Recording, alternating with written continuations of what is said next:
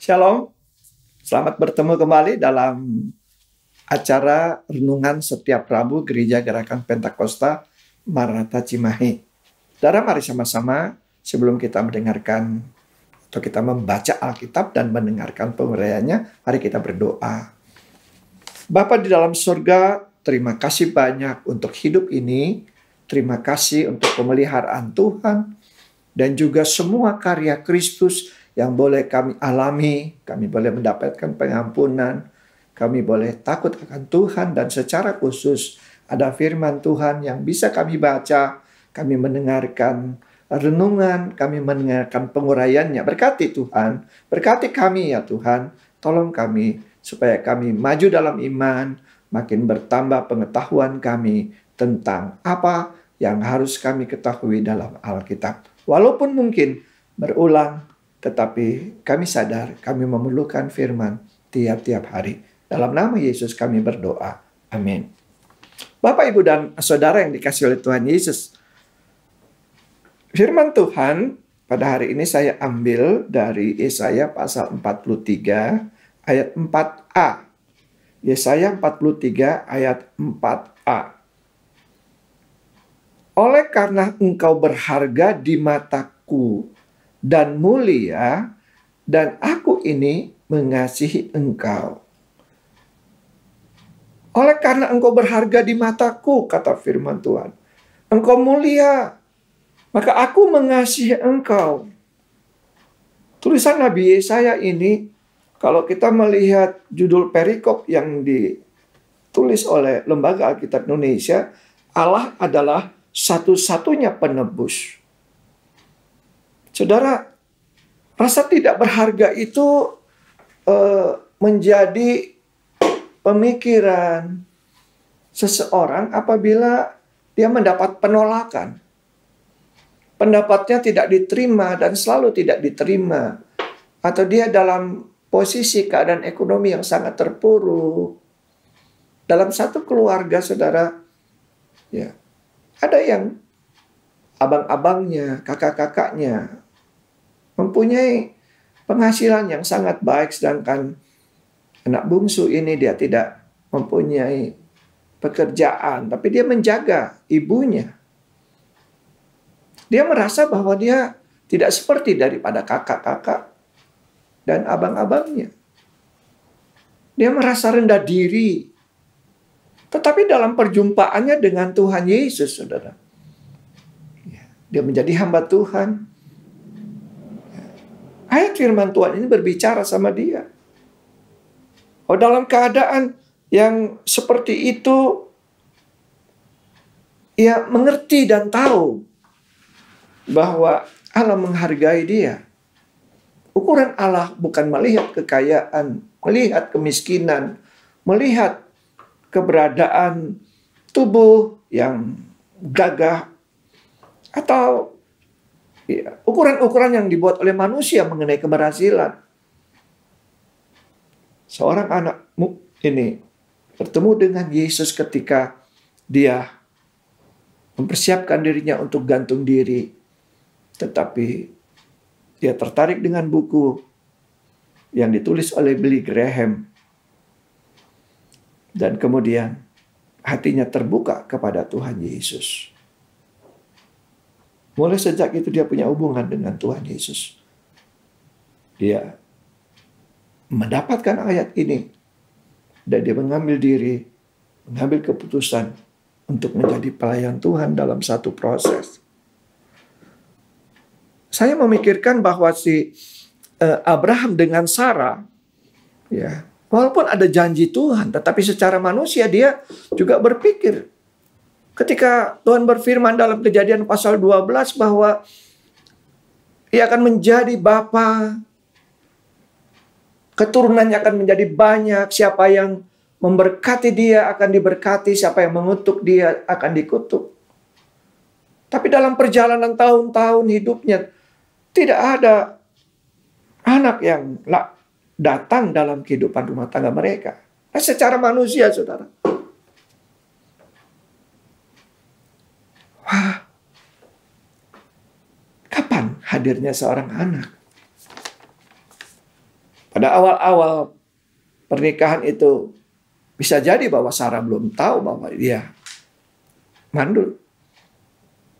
Dan sebagai seorang istri tentu dia mulai rasa tidak berharga di depan suaminya. Tapi berkali-kali Tuhan datang kepada suaminya atau Abraham untuk bicara mengenai keturunan. Nanti ketika Abraham umur 100 tahun dan Sarai 90 tahun, baru Ishak lahir. Saudara, ketika Tuhan berfirman, ada janji-janjinya, maka itu akan digenapi. Waktu kadang-kadang begitu menyusahkan manusia, tetapi Allah punya waktu sendiri, punya cara sendiri. Kita tahu ada namanya Esther, seorang anak yatim piatu yang diambil oleh pamannya Mordekai menjadi anak angkat. Tapi bagaimana Allah mengangkat dia dengan begitu heran dan ajaibnya menjadi seorang ratu. Saudara, akhirnya kita tahu kisah itu dalam kitab Esther bahwa Ratu Esther dipakai untuk menyelamatkan orang-orang Yahudi di Persia pada waktu itu. Betapa sungguh bangganya Mordekai. Betapa sungguh bangganya Esther. Bahwa mereka juga dipakai oleh Allah dengan luar biasa. Daud. Seorang yang hanya menjadi pengembala domba. Sedangkan abang-abangnya itu adalah pahlawan-pahlawan menjadi tentara Israel. Pada waktu itu Saul menjadi raja. Ketika dia muncul membawa makanan untuk abang-abangnya, titipan dari ibunya dan ayahnya, abang-abangnya meremehkan dia. Ngapain kamu ke sini? Kalau bahasa saya, kamu tinggalkan domba-dombamu. Ya, nah. Tapi bagaimana Tuhan mengangkat dia? Karena dia punya hubungan dengan Tuhan. Dalam hubungan pribadi, dengan kecapinya dia menyanyikan puji-pujian, dia membuat lagu-lagu, dia mengarang mazmur. Dan pada waktunya dia duduk sebagai raja. Ada orang-orang yang begitu berdosa, salah satunya adalah Paulus. Seorang yang begitu jahat. Dia menulis, dari semua aku yang paling berdosa. Tapi aku dikasihinya. Aku dikasihaninya. Saudara, dengan saya adalah orang-orang berdosa yang tidak punya hak sebelum kita tahu firman Allah untuk masuk dalam kerajaan surga. Tidak punya kesempatan sedikit pun.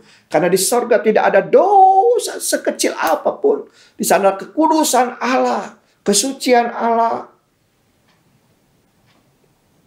Kita pernah mendengar tentu kesaksian orang-orang yang jahat. Tapi bagaimana mereka bertemu dengan Tuhan Yesus.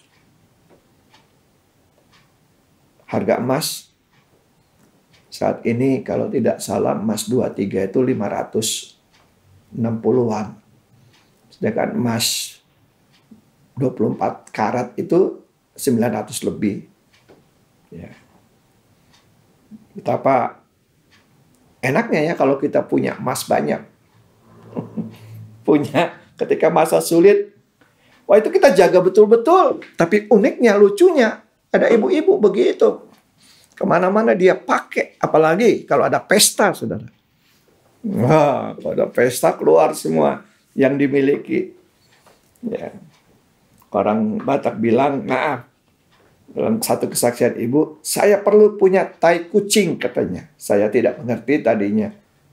Tetapi ternyata bahwa yang dimaksud tai kucing adalah perhiasan emas yang dia harus miliki. Yang dia punyai untuk menunjukkan bahwa dia juga mempunyai harta yang berharga. Saudara, bicara soal penebusan di sini karena penghargaan yang diberikan oleh Allah selalu hubungan dengan ditebus. Aku menebus engkau. Ya. Dalam 1 Petrus pasal 1 ayat 18. Lebih berharga daripada perak dan emas, saudara. Darah Yesus yang menebus kita. Itu penghargaan yang amat dahsyat. Amat indah. Bagaimana mungkin seorang berdosa yang tahu diri, tapi mendapatkan pengampunan dari Tuhan? Itu satu penghargaan yang tidak dapat diberikan oleh agama-agama di muka bumi ini. Hanya dalam Tuhan Yesus Kristus. Saya ingin membacakan dengan jelas kepada semua kita sebagai penutup firman Tuhan ini.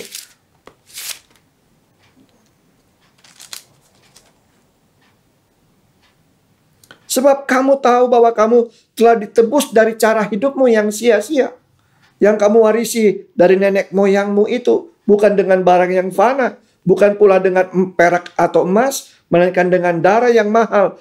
Yaitu darah Kristus yang sama seperti darah anak domba. Yang tak bernoda dan tak bercacat. Kamu telah ditebus dari cara hidupmu. Tuhan menghargai kita. Bukan karena melihat dalam ukuran duniawi, tetapi melihat bagaimana saudara memberi diri untuk mendapatkan penebusan dari dosa yang dikerjakan oleh darah Yesus, yang dikatakan lebih daripada emas dan daripada perak. Oleh sebab itu saudara, semua yang sudah percaya Tuhan Yesus,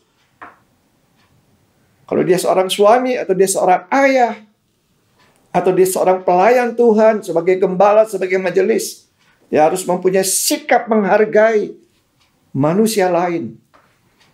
Menghargai istri, kalau ia suami. Sebagaimana Kristus mengasihi dia di dalam kekurangannya, kegagalannya. Jadi ukurannya seperti itu. Istri juga menghargai suami. Orang tua menghargai anak. Bagaimana Kristus ketika murid-murid mencoba mengusir anak-anak itu. Karena bikin tarosol, kata orang Melayu, bikin repot. Tapi kata Tuhan, jangan dilarang. Tuhan Yesus peluk. Tuhan Yesus menghargai anak-anak. Mereka punya masa depan. Untuk juga bagi pekerjaan Allah. Tapi juga ketika orang tua dalam masa tua, mereka juga yang akan mengurus. Kita harapkan itu terjadi seperti itu. Mari saudara, ceritakan kepada orang lain yang merasa terpuruk, merasa tidak dihargai, merasa tidak dipedulikan. Katakan, manusia bisa melakukan itu. Mengecewakan, tidak peduli, tidak menghargai. Tetapi Tuhan menghargai dengan kasih-Nya. Engkau berharga di mata dan aku mengasihi engkau. Tuhan memberkati kita. Amin. Mari kita berdoa. Bapa di dalam surga, begitu dahsyatnya firman-Mu yang mengatakan bahwa Tuhan menghargai kami. Sehingga Tuhan Yesus datang untuk menebus dosa kami. Dan penghargaan itu terus ditawarkan kepada manusia. Kepada semua kami yang ada pada saat ini yang mendengarkan dan membaca firman Tuhan dengan renungannya ini. Bisa jadi ada yang merasa tidak dipedulikan, tidak dihargai, dibully, dianggap remeh. Terima kasih Bapa. Firman-Mu menolong kami hari ini. Walaupun manusia tidak melihat kami, membuang muka terhadap kami. Tetapi hari ini kami mau mengatakan, aku berharga karena Tuhan yang mengatakan itu kepada kami. Allah pencipta langit dan bumi. Yang sudah membeli kami dengan darah yang mahal. Menebus kami. Oh Tuhan, terima kasih. Hidup kami dulu sia-sia. Tanpa Tuhan. Tapi kami hari ini ingin lebih lagi. Untuk dekat. Untuk mengasihi Tuhan. Mengasihi sesama kami. Orang-orang yang dekat dengan kami. Karena mereka juga berharga di mata Tuhan. Haleluya. Amin.